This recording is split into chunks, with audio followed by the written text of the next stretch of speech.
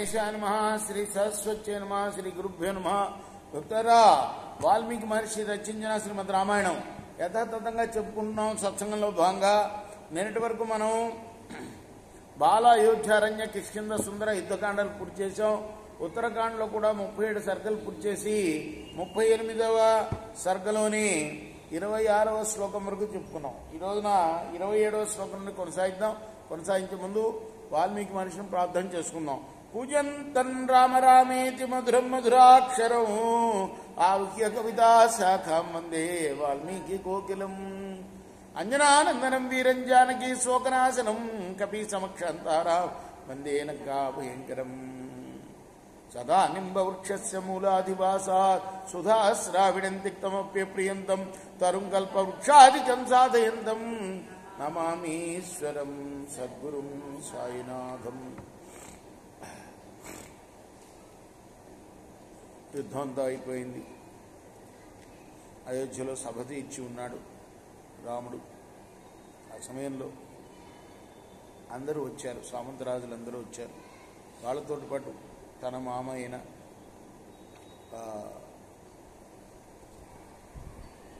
జనకులు వారు, తన తల్లి సౌతి తల్లి తండ్రి అయిన కేకయ్య మహారాజు, వీళ్ళందరూ వచ్చారు.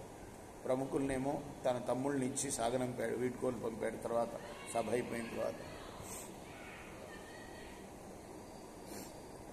ఆ సభలోనే అగస్త్యుడు అనేక విషయాలు చెప్పాడు. ఎవరి గురించి? ఇంద్రజిత్తు గురించి, తర్వాత రావణాసురుడి యొక్క ప్రతిభ గురించి, వాడి యొక్క ప్రతిభే కాకుండా వాడు ఏ విధంగా శ్వేత ద్వీపానికి వెళ్ళి అవమానపడింది, అక్కడున్న స్త్రీల చేత పురుగులాగా ఆడుకోబడింది, ఇవన్నీ చెప్పాడు. ఆ తర్వాత అదంతా అయిన తర్వాత ఋషులందరూ కూడా అగస్త్యుడితో పాటు అందరూ తమ తమ స్థావరాలకు వెళ్ళిపోయారు. అక్కడ ఉన్న రాజులందరినీ కూడా పంపించాడు. సామంత రాజులకు కూడా వీడు కొలిపాడు. ఇదంతా కూడా చెప్పుకున్నాం మనం. ప్రత్యూచుస్తంచ రాజానో హర్షేణ మహతావృత దిశ్చాత్వం విజయీ రామ రాజ్యం చాపి ప్రతిష్టం దిశ్చా ప్రత్యాహృత సీత దిశ్చా శత్రు పరాజిత. సామంతరాజులు మొత్తం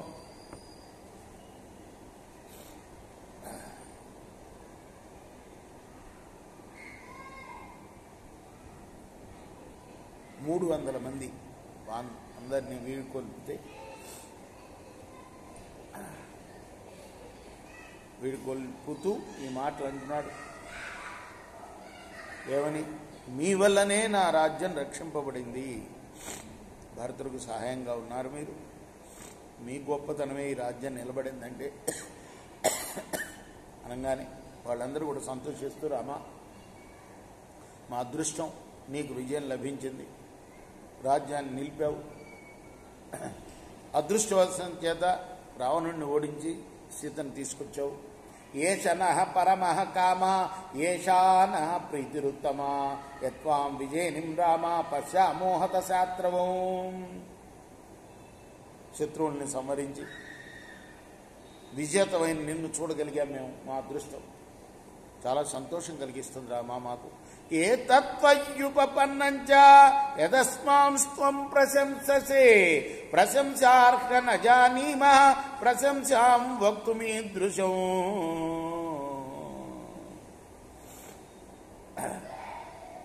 ఇటువంటి ప్రశంసలు మాకు ఇచ్చేవాళ్ళని నిన్నే చూశామయ్యా. ప్రశంసలు నిన్ను చేయాలి అసలు మేము, అటువంటిది నువ్వు మమ్మల్ని ప్రశంసిస్తున్నావు. ఆపృచ్ఛామో గమిష్యామో హృదిష్టోనః సదా భవాన్ వర్తామహే మహాబాహో ప్రీత్యాత్ర మహతావృత భవేచ్యతే మహారాజా ప్రీతిరస్మాసు సర్వదా. ఇంకా మేము సెలవు తీసుకుంటున్నామయ్యా, నువ్వు ఎప్పుడు కూడా మా హృదయంలో ఉన్నావు ఇదివరకు, ఇక ఉంటావు కూడా ఎప్పుడు. నీకు ఎల్లప్పుడూ మా యందు స్నేహభావం ఉండుగాక. బాఢమిచ్చేవ రాజానో హర్షేణ పరమాన్విత ఊచు ప్రాంజలయ సర్వే రాఘవం గమనోత్సుకా పూజితాస్తే చ రామేణ జగ్ముర్దేశాన్ స్వకాన్ స్వకాన్. అప్పుడు వెంటనే రాముడు అలా నేను పలికి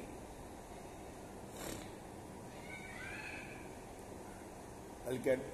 ఆ రాజులందరూ కూడా వెళ్ళటానికి సిద్ధమైన వాళ్ళై దోషులతో ప్రార్థిస్తూ రాముడికి వెళ్ళొస్తామని చెప్పి అతని చేత పూజింపబడ్డ వాళ్ళై తమ తమ దేశాలకు వెళ్ళిపోయారు సామంతరాజులందరూ కూడా.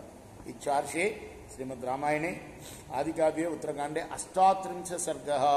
ఇది వాల్మీకి ఋషి ప్రోక్తము ఆదికావ్యం అయిన శ్రీమద్ రామాయణంలోని ఉత్తరకాండలోని 38వ సర్గ. రేపు 39వ సర్గను ప్రారంభం చేద్దాం. కృష్ణార్పణమస్తు. సాయి కృష్ణార్పణమస్తు.